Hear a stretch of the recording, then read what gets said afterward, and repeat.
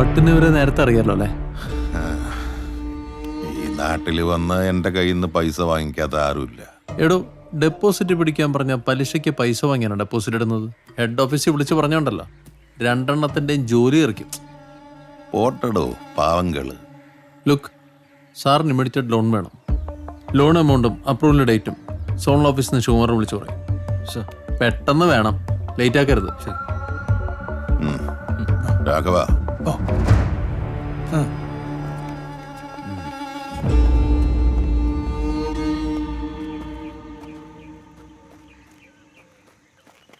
Vishnu sir. ഇയാൾക്ക് ഇത്ര കാശുണ്ടായിട്ട് പിന്നെന്തിനാണ് നമ്മുടെ bank loan? Sir, income tax പിടിച്ചെടുത്ത പൈസക്ക് രേഖ ഉണ്ടാക്കാൻ. അതിന് നമ്മൾ കൊടുക്കുന്ന ഡോക്യുമെന്റ് ഫേക്ക് ആയിരിക്കുമല്ലോ. അത് വെരിഫൈ ചെയ്ത് വരുമ്പോൾ എന്തായാലും 1 മാസം, അപ്പോഴത്തേക്കെല്ലാം കഴിയും.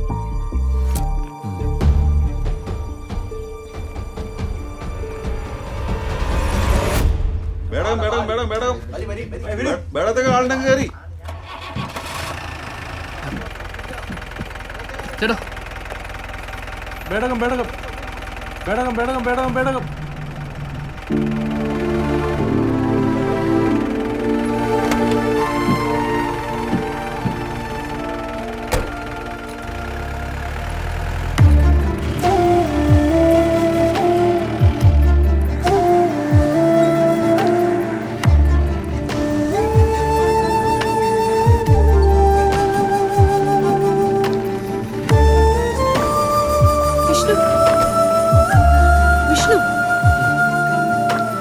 എന്താ പറ്റിയത്? നീ എന്തിനാ എന്നെ കാണുമ്പോ ഒഴിഞ്ഞു മാറി പോകുന്നേ? എനിക്കൊടുത്ത് ബാങ്കിൽ ജോലി കിട്ടി. Appointment order. പത്മ പോ. എനിക്കറിയണം എന്താ നിന്റെ പ്രശ്നമെന്ന്. പത്മ, എന്നോട് അടുക്കാതിരിക്കുന്ന പത്മയ്ക്ക് നല്ലത്. അതെന്താന്ന് എനിക്കറിയണ്ട്.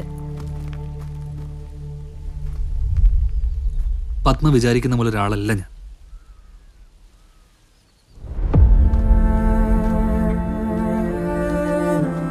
ആരുമില്ലാതിരുന്ന് എന്നെ എടുത്തു വളർത്തിയത് ഗോവിന്ദൻ എന്നൊരാളാണ്. എന്നെ സ്വന്തം മകനെ പോലെ അവർ നോക്കി. എൻ്റെ എല്ലാ ആഗ്രഹങ്ങളും സാധിച്ചു തരാൻ ചേച്ചി ഉണ്ടായിരുന്നു.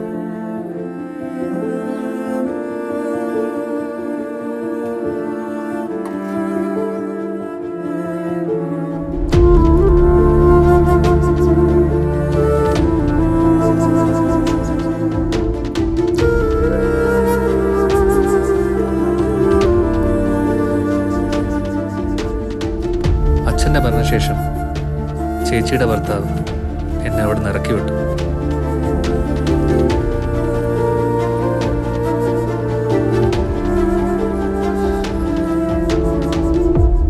പിന്നീട് പലയിടത്തും ജോലി അന്വേഷിച്ച് നടന്നു. ഒടുവിൽ ചെയ്യാൻ പാടില്ലാത്ത പലതും ചെയ്തു. അത് പഴയ കാര്യല്ലേ. ഇപ്പൊ വിഷ്ണു തെറ്റൊന്നും ചെയ്യുന്നില്ലല്ലോ. എന്തു വന്നാലും ഞാൻ കൂടെയുണ്ട്.